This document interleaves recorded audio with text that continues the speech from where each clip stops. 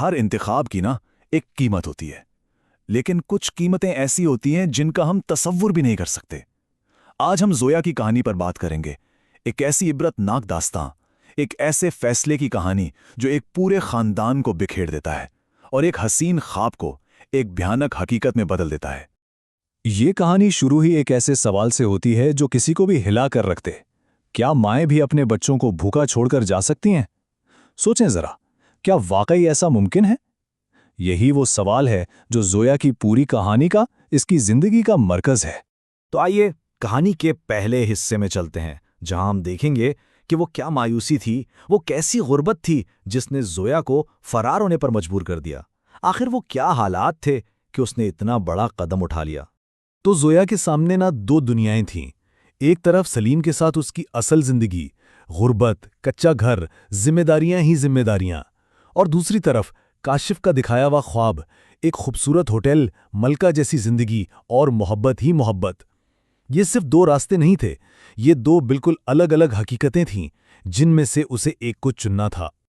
اور کاشف کے اس خواب نے نا زویا کو جیسے اندھا ہی کر دیا تھا۔ اسے اپنے بچے تک نظر نہیں آ رہے تھے۔ سوچے، بیٹی تیز بخار میں تڑپ رہی ہے، بیٹا مدد کے لیے پکار رہا ہے، اور وہ کیا کر رہی ہے؟ وہ ان کو کہتی کہ میں تمہاری نوکرانی نہیں ہوں۔ اس کی ساری توجہ صرف کاشف کی آمد پر تھی، اس کی دنیا صرف کاشف کے وعدوں کے گرد گھوم رہی تھی۔ سوال یہ ہے کہ اس کی ممتا کہاں چلی گئی تھی؟ تنگ آ گئی ہوں اس غربت سے، میں جا رہی ہوں اپنی زندگی جینے۔ بس یہ تھے زویا کے آخری الفاظ اپنے خاندان کے لیے۔ اس ایک جملے میں اس کا سارا غصہ، ساری مایوسی اور اس کا فیصلہ، سب کچھ واضح تھا۔ وہ فیصلہ کر چکی تھی۔ تو فیصلہ تو ہو گیا، زویا چلی گئی، لیکن اس فیصلے کی قیمت کس نے چکائی؟ آئیے اب کہانی کے اس حصے کی طرف چلتے ہیں جہاں ہم دیکھیں گے کہ زویا کے جانے کے بعد اس کے خاندان کا کیا حال ہوا۔ یہ منظر سوچ کر ہی دل دکھتا ہے۔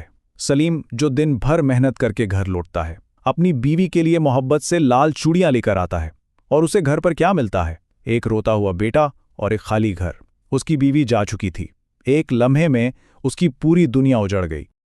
اور بات صرف اتنی نہیں تھی کہ وہ اپنے بیمار بچے کو چھوڑ کر چلی گئی، نہیں، وہ جاتے جاتے گھر میں جو کچھ بھی جمع پونجی تھی وہ بھی اپنے ساتھ لے گئی۔ اس نے سلیم کو بالکل خالی ہاتھ، بالکل بے بس کر دیا تھا۔ اور پھر ایک اور دل دہلا دینے والی حقیقت سامنے آتی ہے۔ ڈاکٹر بتاتا ہے کہ اس کی بیٹی نور کی حالت جو بگڑ رہی تھی، اس کی وجہ کوئی جسمانی بیماری نہیں تھی، اصل وجہ تھی صدمہ، ایک گہرا جذباتی جھٹکا۔ ماں کے چلے جانے کا صدمہ اس بچی کو اندر سے کھا رہا تھا۔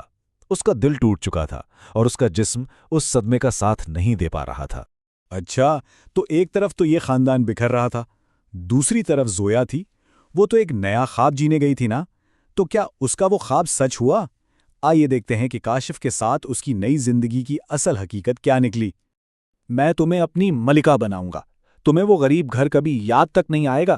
یہ تھے کاشف کے وعدے، یہی وہ باتیں تھیں جن پر یقین کر کے زویا نے اپنا سب کچھ داؤ پر لگا دیا تھا۔ اسے کیا معلوم تھا کہ یہ وعدے دراصل ایک بہت بڑے دھوکے کی بنیاد تھے۔ اور وقت گزرتا گیا، دن ہفتوں میں بدلے، ہفتے مہینوں میں، اور پھر پورے 2 سال گزر گئے۔ 2 سال! زویا بس انتظار ہی کرتی رہی۔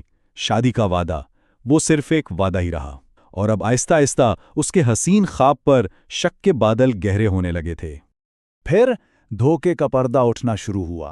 پہلے تو کاشف نے شادی کی ہر بات کو ٹالنا شروع کر دیا، پھر اچانک کچھ پراسرار مہمانوں کا ذکر ہونے لگا، اور پھر ایک رات زویا نے کاشف کو ان مہمانوں سے بات کرتے ہوئے سن لیا، ایک ایسا سودا کرتے ہوئے سن لیا جس نے اس کے پیروں تلے سے زمین ہی کھینچ لی۔ وہ بھیانک سچ یہ تھا کہ کاشف نے زویا کو 2 لاکھ روپے میں بیچ دیا تھا۔ جی ہاں، جس شخص کے لیے زویا نے اپنا گھر، اپنے بچے، اپنا شوہر سب کو چھوڑ دیا، اسی شخص نے اس کی قیمت لگا دی 2 لاکھ روپے۔ یہاں پر اس کا خواب ہمیشہ کے لیے ٹوٹ کر بکھر گیا۔ اب جب سب کچھ لٹ چکا تھا تو زویا کے پاس ایک ہی راستہ بچا تھا، پچھتاوے کا راستہ۔ اب کہانی اس کی اس کوشش پر ہے کہ وہ کسی طرح واپس اسی زندگی میں چلی جائے جسے وہ خود ٹھکرا کر آئی تھی۔ تو سب کچھ کھو کر زویا رات کے اندھیرے میں وہاں سے بھاگ نکلی، اور کہاں جا رہی تھی؟ واپس اپنے گاؤں، اپنے پرانے گھر، اسی راستے پر جسے اس نے کبھی خوشی کی تلاش میں چھوڑا تھا۔ اب اس کے دل میں کوئی خواب نہیں تھا، صرف ایک امید تھی کہ شاید اسے معاف کر دیا جائے۔ لیکن جب وہ واپس پہنچی تو وہاں سب کچھ بدل چکا تھا۔ زویا کی غیر موجودگی نے اس کے خاندان کو توڑا نہیں تھا، بلکہ شاید اور مضبوطی سے جوڑ دیا تھا۔ باپ نے بچوں کو سنبھال لیا تھا، بچے بڑے اور سمجھدار ہو گئے تھے۔ انہوں نے مل کے ایک نئی دنیا بنا لی تھی، ایک ایسی دنیا جو اب اس کے بغیر بھی مکمل تھی۔ ابو، باہر کوئی بھکارن آئی ہے، کیا ہم اسے کچھ کھانا دے دیں؟ یہ الفاظ کس نے کہے؟ زویا کی اپنی بیٹی نے اپنی ماں کو دروازے پر دیکھ کر وہ اسے پہچان بھی نہیں سکی۔ اس کے لیے وہ صرف ایک بھکارن تھی۔ ایک ماں کے لیے اس سے بڑا، اس سے زیادہ تکلیف دہ لمحہ اور کیا ہو سکتا ہے؟ اور بیٹا تو اسے پہچان گیا، لیکن اس نے کیا کہا؟ میری ماں یہاں نہیں ہے، مجھے اس سے ڈر لگتا ہے۔ سوچیں، جس ماں سے محبت ہونی چاہیے تھی اب اس سے ڈر لگ رہا تھا۔ نقصان اتنا گہرا تھا کہ اب اس کی تلافی ممکن نہیں تھی۔ محبت کی جگہ خوف نے لے لی تھی۔ آخر میں سلیم، اس کا شوہر، اس نے ایک بات کہہ کر قصہ ہی ختم کر دیا۔ میں نے تمہیں معاف کر دیا، لیکن اب اس گھر میں تمہارے لیے کوئی جگہ نہیں ہے۔ معافی مل گئی، لیکن واپسی کا دروازہ ہمیشہ کے لیے بند ہو گیا۔ تو اس کے بعد کیا ہوا؟ کہانی اب اپنے المناک انجام، اپنے حتمی نتیجے کی طرف بڑھ رہی ہے۔ کہانی کا اختتام بہت ہی افسوسناک ہے۔ کچھ عرصے بعد ایک تالاب کے کنارے ایک نامعلوم عورت کی لاش ملتی ہے۔ کوئی نہیں جانتا وہ کون تھی، اسے بس ایک لاوارث مسافر کہہ کر بیان کیا جاتا ہے۔ اشارہ صاف ہے کہ یہ زویا ہی تھی جو اس دنیا سے بالکل اکیلی، بالکل لاوارث ہو کر چلی گئی۔ اور یہ کہانی ہمیں ایک بہت واضح اور شاید کچھ لوگوں کے لیے ایک سخت اخلاقی سبق دیتی ہے کہ گناہ کے راستے پر چلنے والی عورت کا کوئی ٹھکانہ نہیں ہوتا، اسے کہیں پناہ نہیں ملتی۔ لیکن آخر میں ایک سوال پھر بھی رہ جاتا ہے۔ ایک ایسی کہانی میں جہاں کوئی بھی نہیں جیتا، نہ زویا، نہ سلیم، نہ بچے، تو پھر اس کا حتمی سبق کیا ہے؟ یہ صرف ایک عورت کی کہانی نہیں ہے، یہ ہمارے فیصلوں، ان کے نتائج اور شاید انسانی فطرت کی ایک بہت گہری داستان ہے۔